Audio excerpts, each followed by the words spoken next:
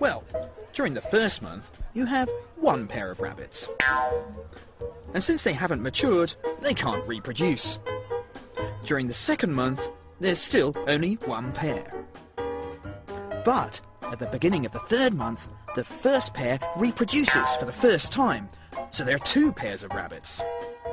At the beginning of the fourth month, the first pair reproduces again, but the second pair is not mature enough, so there are three pairs. In the fifth month, the first pair reproduces and the second pair reproduces for the first time, but the third pair is still too young, so there are five pairs. The mating ritual continues. But what you soon realise is the number of pairs of rabbits you have in any given month is the sum of the pairs of rabbits you've had in each of the two previous months. So the sequence goes 1, 1, 2, 3, 5, 8, 13, 21, 34, 55, and so on. The Fibonacci numbers are nature's favourite numbers. It's not just rabbits that use them. If you count the number of petals on a flower, it's invariably a Fibonacci number. You find these numbers running up and down pineapples if you count the number of segments. Even snails use them to grow their shells. Wherever you find growth in nature, you find the Fibonacci numbers.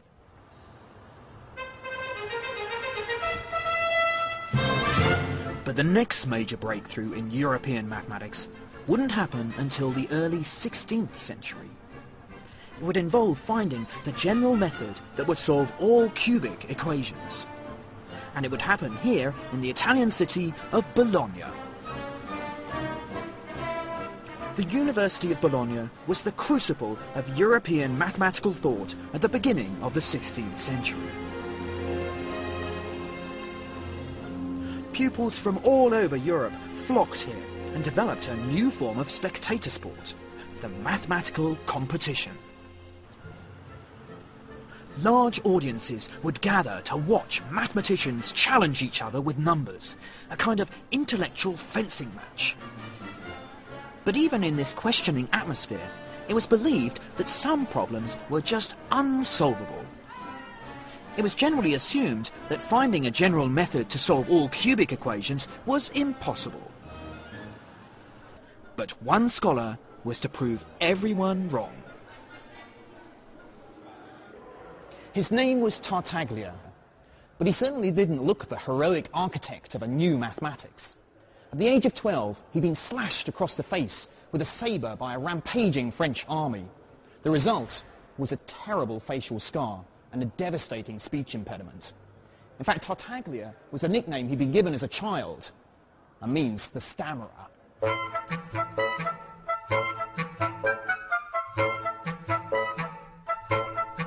Shunned by his schoolmates, Tartaglia lost himself in mathematics.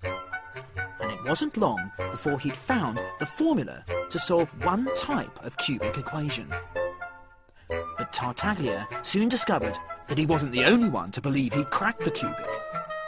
A young Italian called Fio was boasting that he too held the secret formula for solving cubic equations.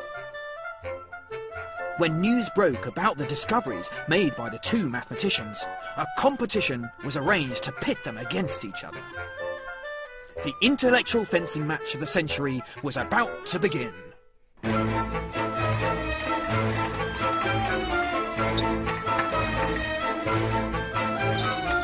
The trouble was that Tartaglia only knew how to solve one sort of cubic equation, and Fio was ready to challenge him with questions about a different sort.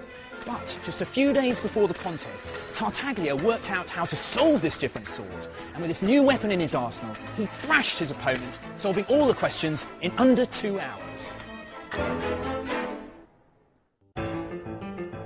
Tartaglia went on to find the formula to solve all types of cubic equations.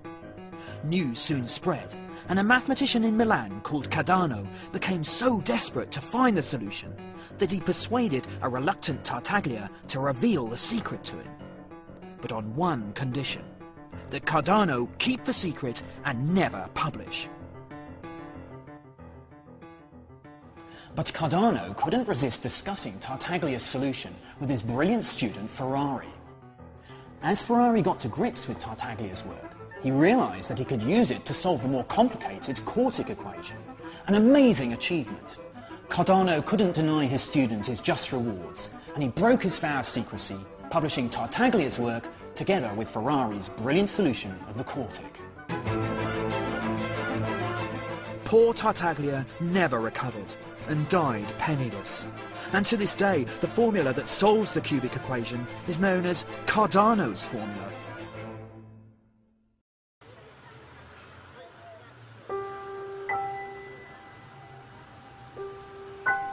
Tartaglia may not have won glory in his lifetime, but his mathematics managed to solve a problem that had bewildered the great mathematicians of China, India, and the Arab world.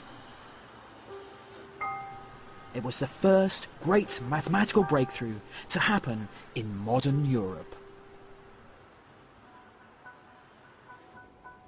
The Europeans now had in their hands the new language of algebra, the powerful techniques of the Hindu-Arabic numerals, and the beginnings of the mastery of the infinite. It was time for the Western world to start writing its own mathematical stories in the language of the East. The mathematical revolution was about to begin. You can learn more about the story of maths with the Open University at open2.net.